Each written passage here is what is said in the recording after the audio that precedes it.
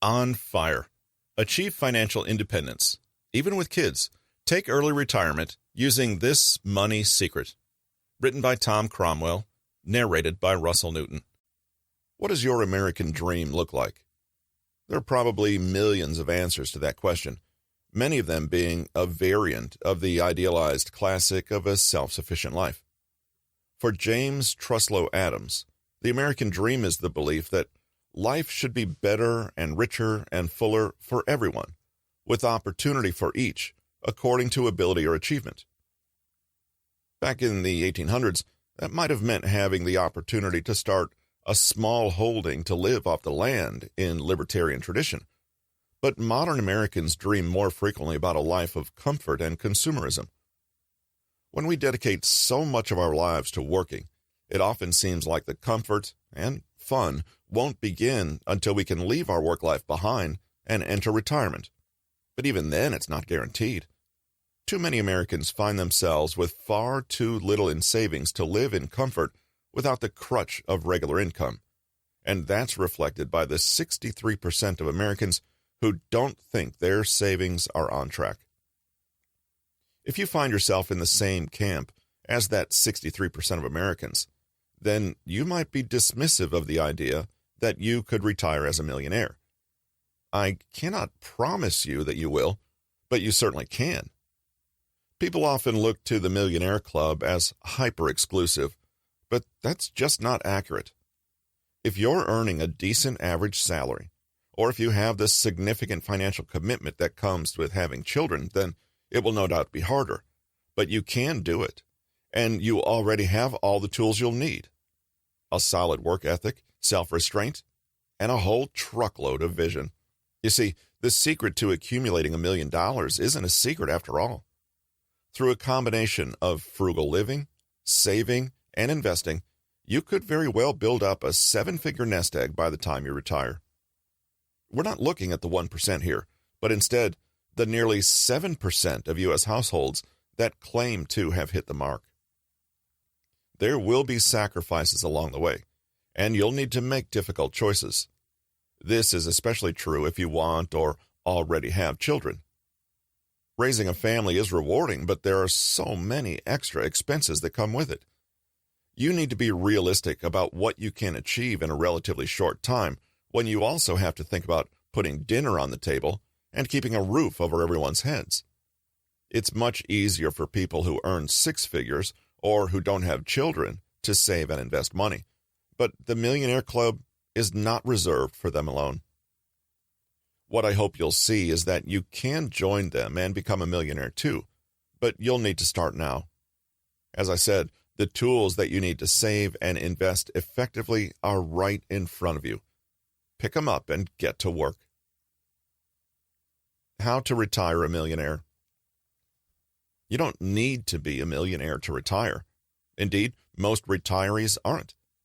The thing about most retirees, though, is that they're in their late 60s and don't need to stretch out their financial stockpiles over many decades. If you retire in your mid-50s instead of 67, your retirement funds need to last twice as long. As it happens, even those who follow a fairly traditional path to retirement frequently find themselves short on cash, and that's without wanting to retire early. A study conducted by the Transamerica Center for Retirement Studies showed that only 47% of retired Americans believe that they have enough money to last them for the rest of their lives. That's a pretty troubling thought, and I defy anyone to find somebody who wants to grow old with money problems weighing on their mind. It strikes me that people underestimate just how much money they need and how long they'll live. People have a natural fear of dying earlier than is statistically the case, so they don't pace their spending appropriately. A medical emergency or a few significant purchases can rapidly eat away at small retirement funds. You can't assume you'll die at 79. How will you feel as that approaches and you find your funds dwindling just when you're most vulnerable?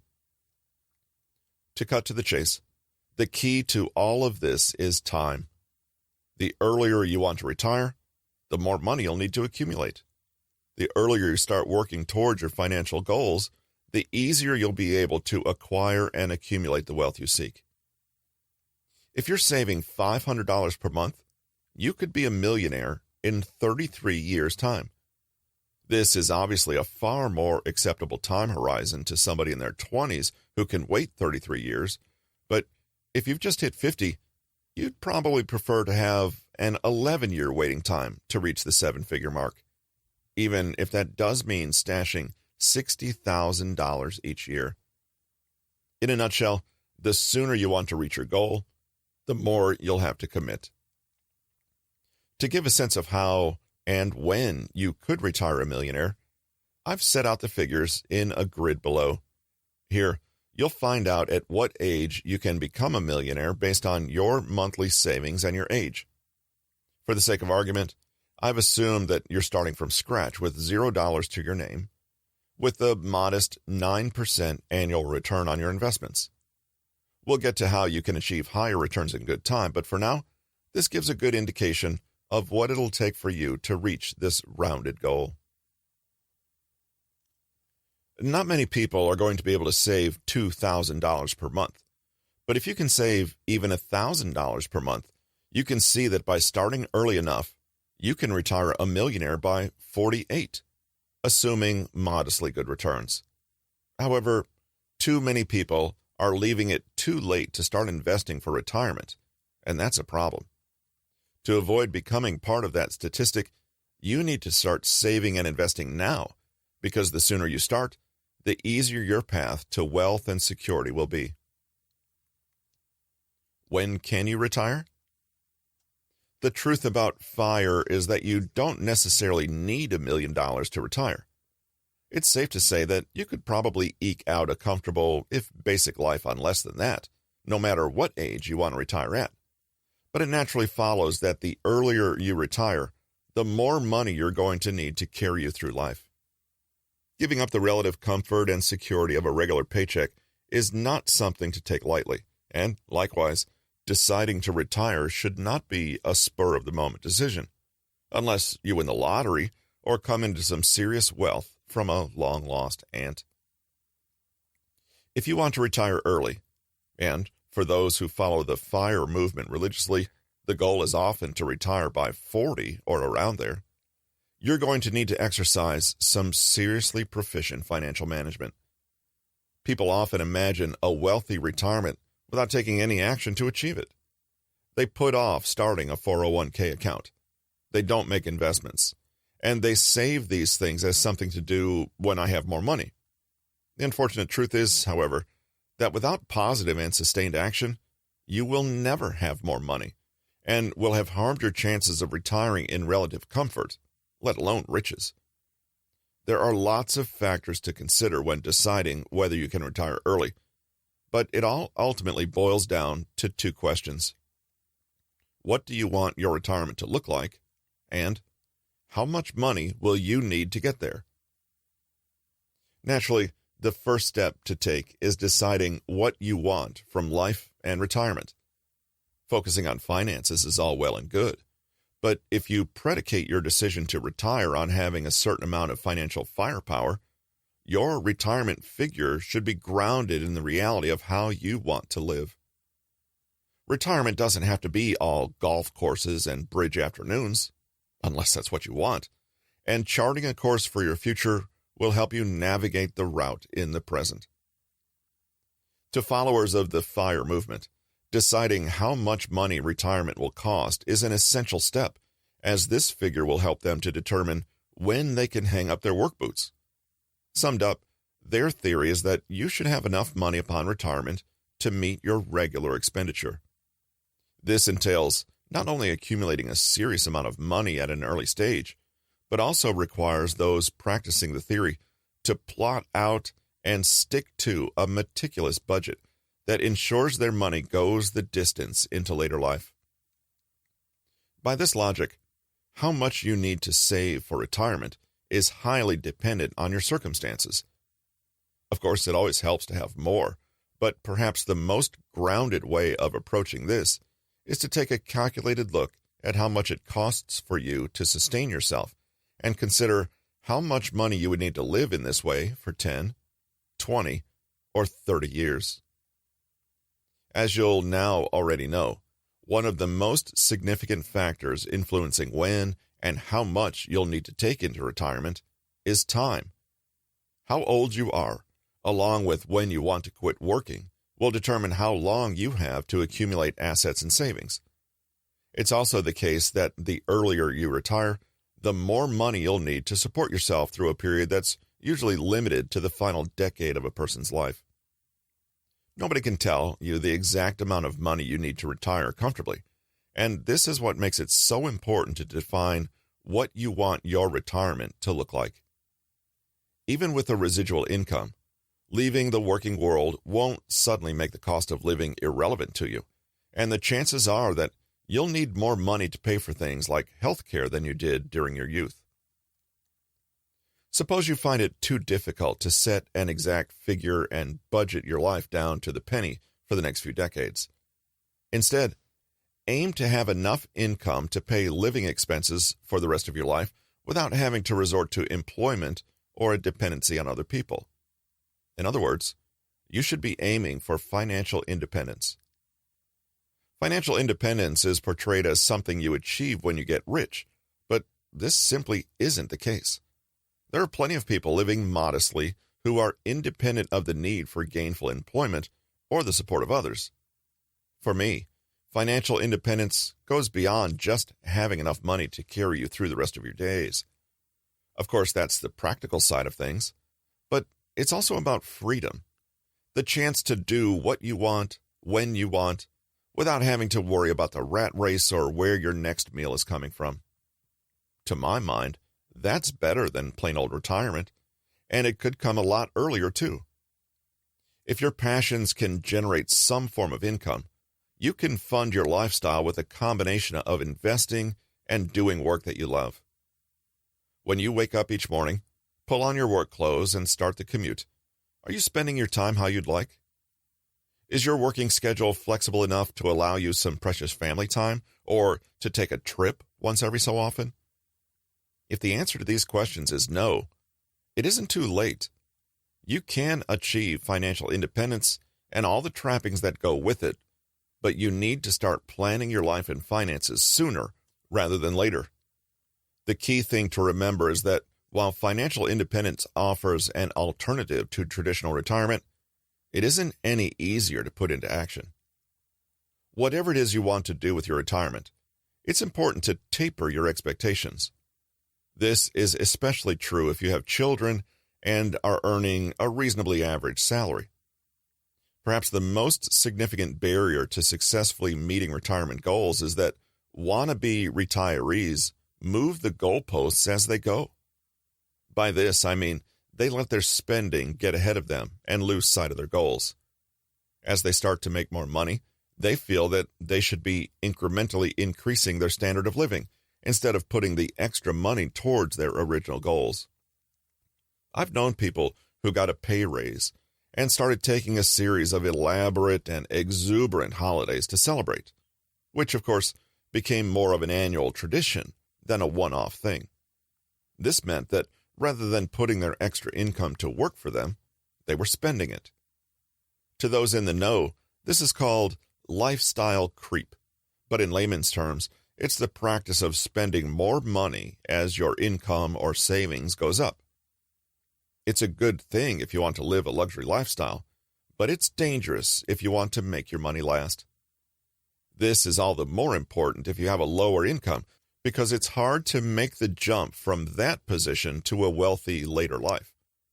It's essential to recognize that financial independence does not necessarily equate to riches, and a dose of realism about how you can realistically afford to live your life is always healthy.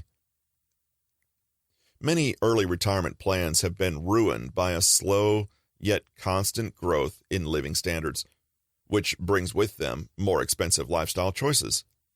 It's buying that flashy car, climbing the property ladder, and going on ever more exotic holidays in that pointless and harmful game of keeping up with the Joneses next door.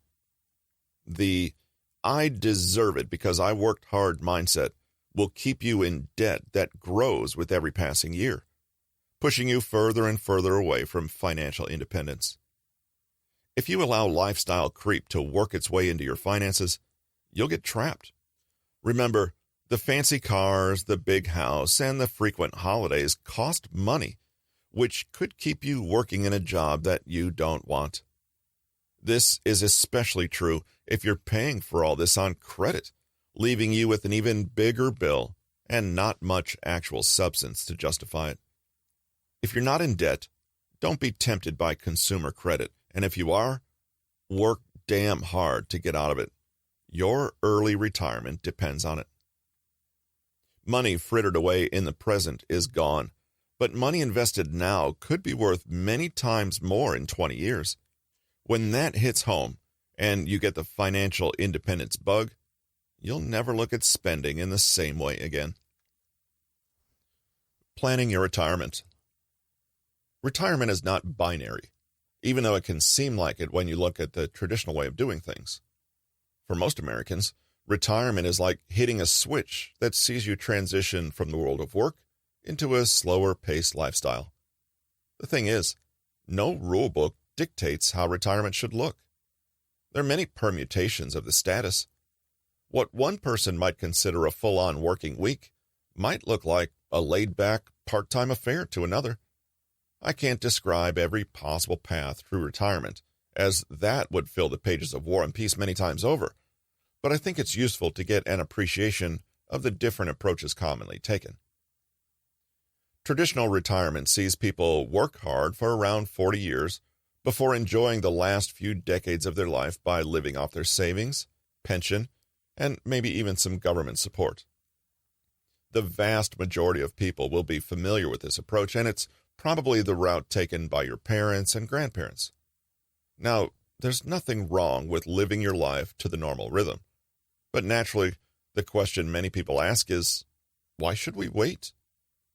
If you want to enjoy your life in the here and now, without having to stick it out at work when you're at your most mobile and energetic, early retirement could offer a way out. You might come across this as people decide to throw in the work towel at age 55, or even during their 40s. It might not sound all that different from traditional retirement, but to forego your primary income for an extra decade or two before most people leave the workplace means making sacrifices. Early retirees keep their costs low and drive their income higher, and the earlier they want to retire, the harder they need to work to get their finances in order. These routes are quite different, but they have one central point of commonality, that they lead to permanent retirement. This is a retirement in which you don't go back to work, start a side hustle, or pursue a more relaxed course of employment. It's easy to think that these are your only options too, but they aren't. Take, for instance, the theory of temporary retirement, proposed by Paul Terhorst in his book, Cashing In on the American Dream.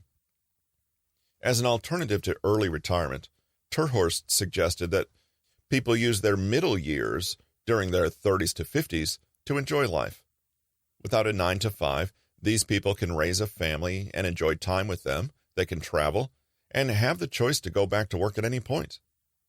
The selling point here is that you get to enjoy the money you've earned and the time you've freed up when you're still able to be active and when your physical and mental capacities are pretty high.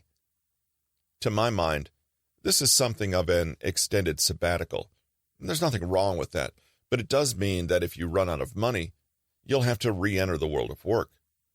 The trouble is, the older you are, the harder it is to keep skills current and to find and engage in employment.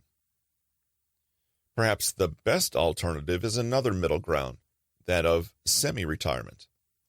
Popularized by Bob Clyatt in his 2005 book, Work Less, Live More, semi-retirement is all about finding a pace of life that suits you.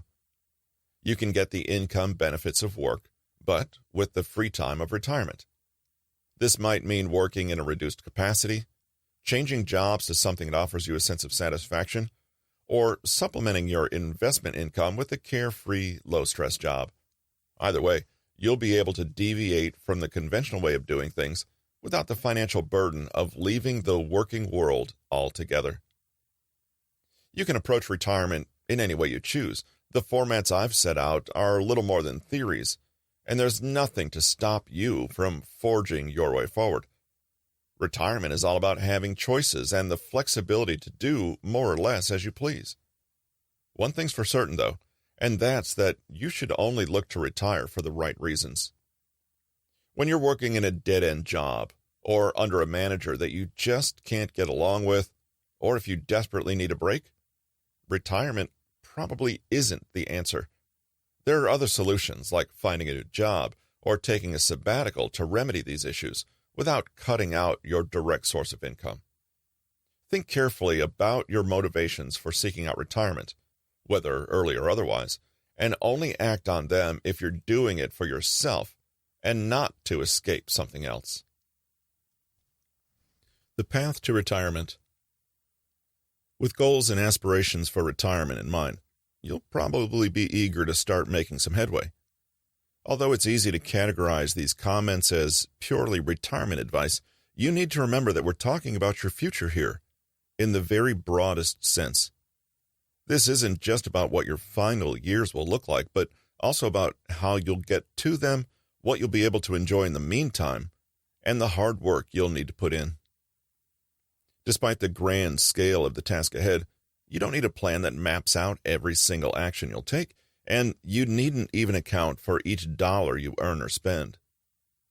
Living frugally and other such lifestyle factors are undoubtedly a vital part of achieving financial independence, but there are also some firmer concepts that you'll need to keep close to your heart. These are the tools that will help you retire early, leave work with $1 million, or both. Debt. Don't do it. You might know what it takes to accumulate $1 million, but money in the bank is not how millionaires are made. That coveted financial status is about net worth, a goal that's thankfully easier to reach than just having $1 million of liquid cash sitting in a checking account. You can calculate how much you're worth by subtracting your debt from all your assets, and it's no secret that the less debt you have, the better. Wealthy people generally take an identical approach to debt, namely, that it shouldn't be messed with.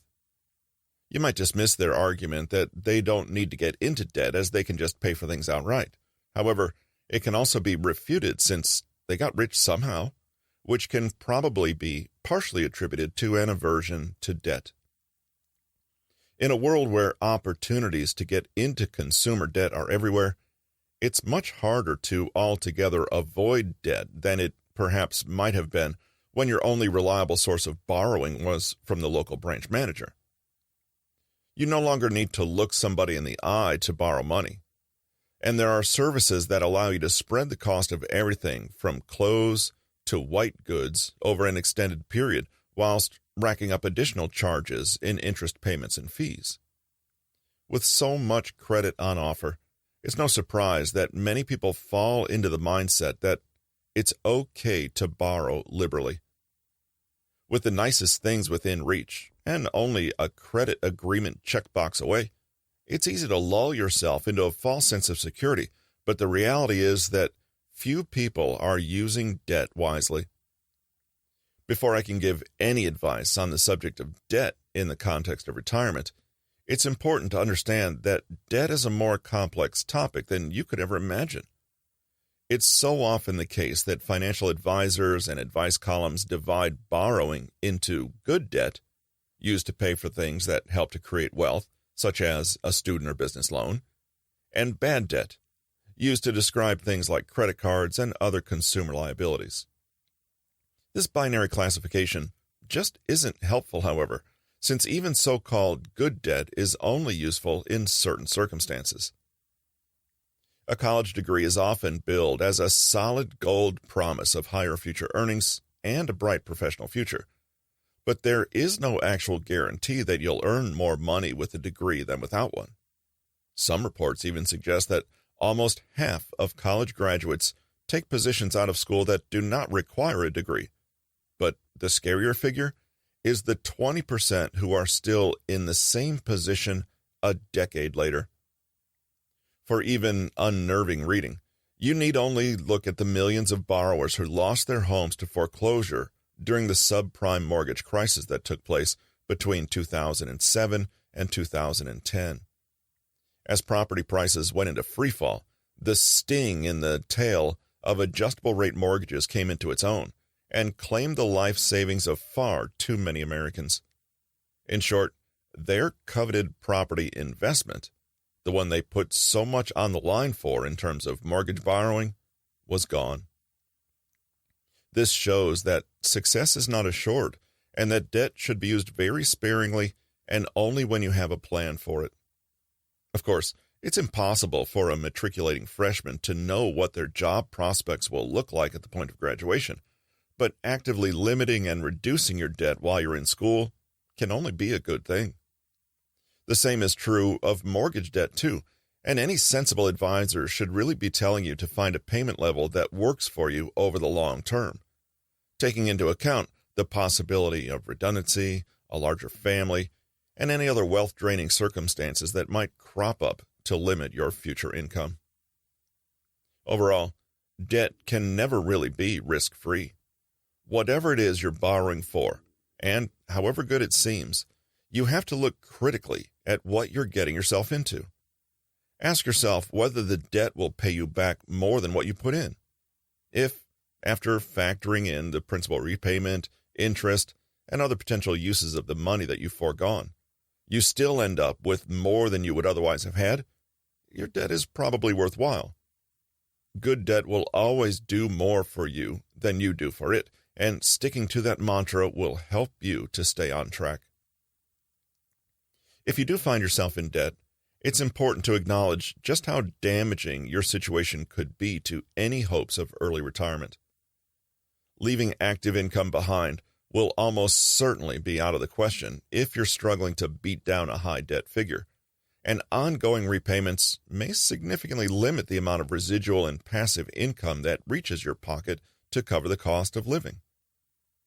With these risks in mind, it's necessary to consider how you can pave the way towards retirement by reducing your exposure to debt, both good and bad. If you've spent even a moment researching ways to deal with debt, you may well have come across what is known as the debt snowball method. With a great many proponents, the debt snowball method is a debt reduction strategy that entails paying off debts in order from the smallest to the largest, with the repayment amounts for each rung of the ladder increasing as you pay off your smaller liabilities. It means making minimum payments for all of your debts except the smallest, towards which you pay as much as you possibly can. By repeating this process until all of your debts are settled, the method acts like a snowball as your repayment sums substantially increase as you eliminate each credit card debt, car loan, or student finance liability, like a snowball getting larger as it rolls down a hill. That's great, of course, but what if you want to pay off your debt even faster? If you want to retire early or achieve financial independence quickly, you'll need something altogether more effective to haul yourself out of debt, and that's where the debt avalanche method comes into play. If the F.I.R.E. movement's saving and investing strategies are extreme in scope and success, then the avalanche method is the debt repayment equivalent that's used by the fiscally savvy to regain their feet and march onwards towards financial independence quickly. The debt avalanche program requires you to make minimum monthly payments towards all of your debts. So far, so good. But then, pay as much as you reasonably can towards the debt with the highest interest rate until it's settled. Thereafter, you keep this up, but add the minimum payment from your most costly debt to the one with the next highest interest rate until all of your debt is gone. The beauty of this method is that you're paying down your debt total just as you would with the snowball approach, but you're also limiting the amount you pay in interest, meaning that you can save money while paying off debt. When you pay off debts using the avalanche method, you halt the growth of compound interest in its tracks, but you can miss out on the psychological support of quick wins. Instead, It will give you a faster timeline towards the repayment of your debts. The long view of wealth building. Retirement plans should always incorporate time scales and withdrawal sums, but these are metrics by which you can measure the use of your money. You also need to work out how you'll generate money to create a residual income that covers your living costs and allows you to achieve financial independence. More often than not, this will mean investing in stocks, bonds, funds, and other assets in the hope of securing an income stream. Saving alone won't cut it, and sticking to cash will see you lose money to inflation, as you won't be earning enough interest to cover the increasing cost of living. Investing, without equal, is the best and most consistent way to make money. But getting involved with investments means you'll need to get comfortable with risk, which can be particularly hard for people who don't have a lot of money to lose. Risk is synonymous with market volatility, the rise and fall, and deeper fall still, of the investment markets.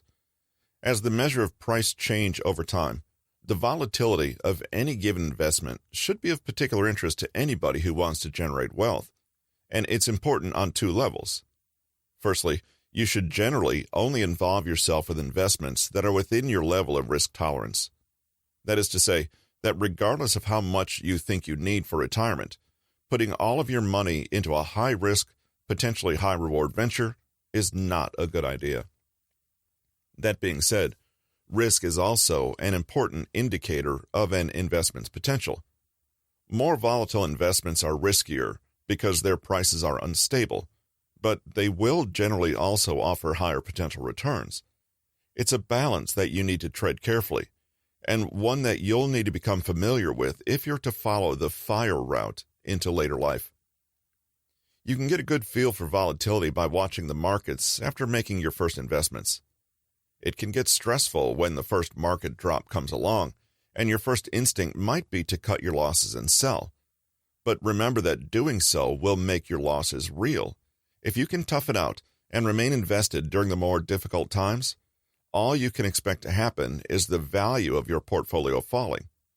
In the future, as the markets change and bounce back, you could well see that figure climb up again, but not if you've already taken your money out and made a loss. This is why it's so important to take a long view of wealth building. Market volatility is a common phenomenon, and if you're investing money into any common assets, you might be familiar with the phrase capital at risk. Most investments can go either way, and so the money you put into stocks, bonds, and other assets isn't totally secure. For some people, the way around this is to try to time the market. They think that they can guess when the market will turn, investing and withdrawing money accordingly in the hope that they do it at the opportune time. Unfortunately, this rarely works. Timing the market is incredibly difficult and very risky, with more skill required than you would need to reliably and discreetly count cards in a Vegas casino. Time in the market beats timing the market, whichever way you look at it. The alternative is to invest long term. When you're in with an investment for the long term, short-term fluctuations present much less of an issue to you than would otherwise be the case. This is because there's plenty of time for the market to correct itself and for your particular investments to bounce back, potentially even higher than they were before. Simply put, the longer you invest for, the more likely it is that your assets will weather the storm of low market periods. To top this all off, the longer you remain invested, the more time your money has to grow if you're practicing income reinvestment.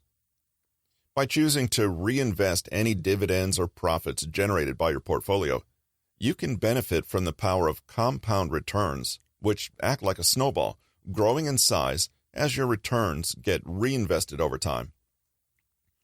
As you continually invest your profits, you'll be earning returns on interest, which, above all, will help your investment to grow at a much faster rate. The more that's reinvested back in your portfolio, the greater chance you have of earning even greater sums in the future in a virtuous circle. This is something that you can't hope to do in the short term, And it's why long-term investing is a good idea, whether you want to retire in the next 5 years or the next 30. Look to the example of the S&P 500 stock index, and you'll see this in action. In the decade between January 2010 and January 2020, there were annualized returns of over 9%. This is pretty good on its own, but the picture looks even better when you look at the 11.5% annualized return over the same period for those who reinvested their dividend income. In short, invest for the long term and don't miss out on the magic of compounding. Your kid's college money is better off as a money maker than a stagnant pool of wealth, and you won't have to worry about losing it all, provided that you do your research and keep your composure during periods of decline. Retirement spending unwrapped.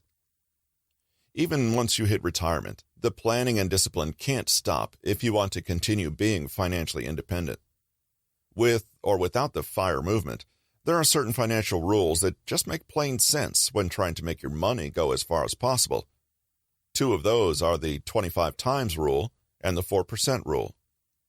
The 25 times rule is perhaps the easiest to figure out, since it entails saving up to 25 times your annual expenses, not your yearly income, to retire. This is the figure that some F.I.R.E. followers believe you'll need to be considered as truly financially independent. Thinking about the lifestyle that you want for yourself, if your expenses are likely to be around the $40,000 per year mark, you'll need to have $1 million to retire, according to this rule. However, if you can live frugally on $20,000 per year, you'll only need to acquire investments of $500,000. Once you've got your money, you'll also need to work out the rate at which you can afford to spend it. Remember that the F.I.R.E. followers who abide by these rules leave the world of regular paychecks behind, so spending too quickly could deplete their coffers and leave them high and dry. Often attributed to 3 Trinity University professors, the 4% rule is effectively a formula for withdrawing money during retirement without draining your reserves too quickly. The framework allows you to withdraw 4% of your retirement savings in the first year, with the same percentage of withdrawal in each subsequent year. The most observant readers might by now have pieced together that 4% equates to 1/25th, and so it's easy to see how the two calculations interact to provide a rock-solid retirement formula. If nothing else, the 4% rule acts as a benchmark against which retirees can decide how much of their portfolio to withdraw on an annual basis to see them through retirement.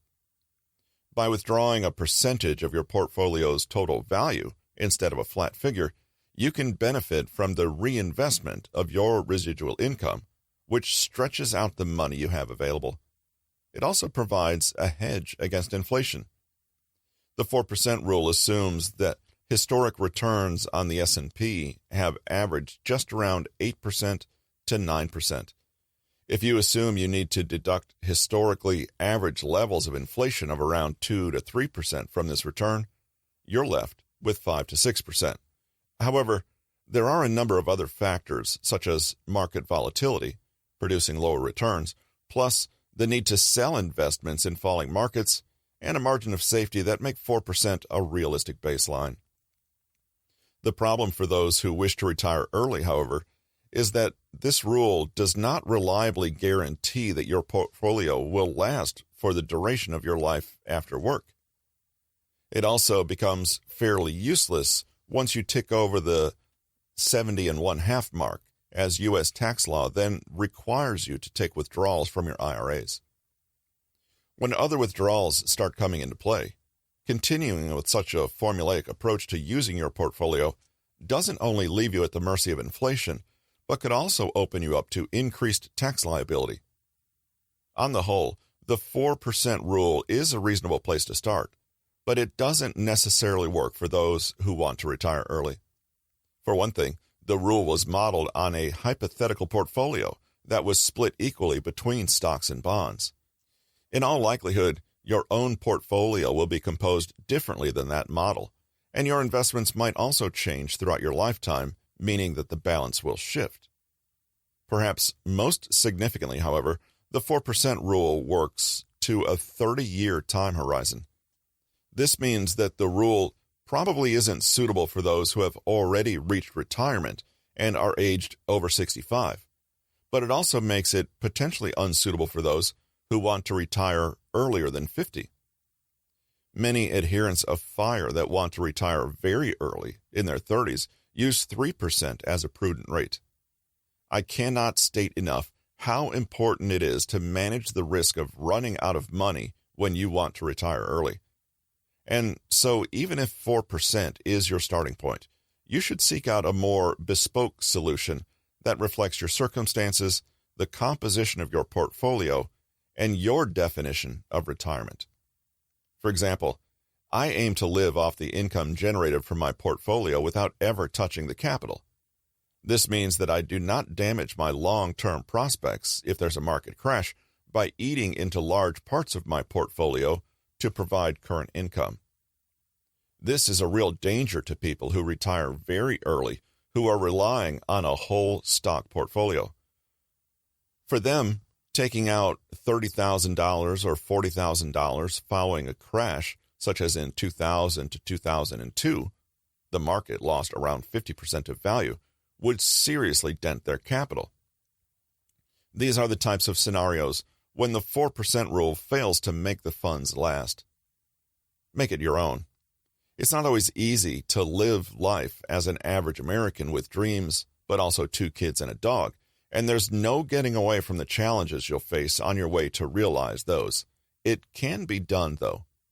With the right approach and dedication to your own cause, almost any financial hurdle can be crossed.